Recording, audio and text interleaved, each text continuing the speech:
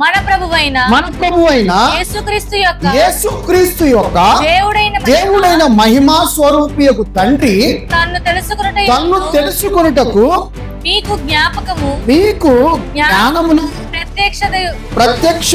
ప్రత్యక్షతను గల మనస్సు అనుగ్రహించునట్లు నేను నా ప్రార్థనల యందును మిమ్మును గూర్చి విజ్ఞాపన చేయను. చూసారా, మన గురించి ఆయన విజ్ఞాపన చేస్తున్నాడంట. ఎందుకని? మనము విమోచనము పొందడానికి, ఎందుకని? ఆయన మార్గము ద్వారా తండ్రి చెంతకి చేరటానికి ఆయన మనకేమై ఉన్నాడు?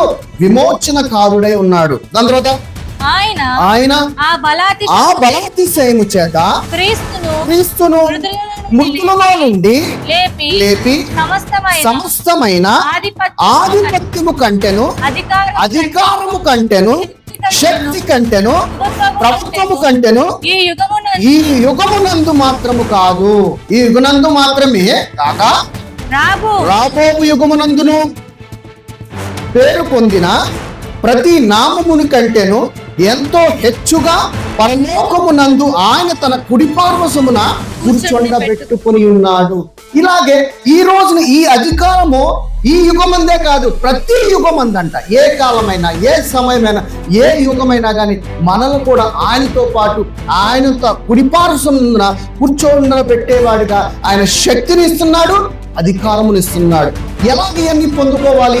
ఇక్కి ఎలా పొందుకోవాలంటే దేవుడు చెప్తున్నాడు, నువ్వు నా చెంతకి రా, నేను నీకు విశ్రాంతి కలుగు చేస్తాను అంటున్నాడు. ఆయన చెంతకి వెళ్ళటం అంటే ఏంటి? అక్కడికి వెళ్ళి కూర్చోవటమా? లేకపోతే ఏదో ఫోటో పెట్టుకుని ఆ ఫోటో దగ్గర కూర్చోవటం అలా కాదు. వాక్యముతో ఆయన చెంత దగ్గరికి వెళ్ళిపో అంటున్నాడు. ఎలాగెళ్తావు? వాక్యముతో వెళ్ళటం అంటే నువ్వు అర్థం చేసుకుని నీ మనస్సు ద్వారా ఆయనతో ట్రావెల్ అవుతూ ఉంటామే. మనము శరీరంతో దేవుడితో ట్రావెల్ అయితే ఏ ఉపయోగము లేదు. అర్థమవుతుందా? శరీరంతో కనుక మనము దేవుడితో ట్రావెల్ అయితే ఏ ఉపయోగం లేదు.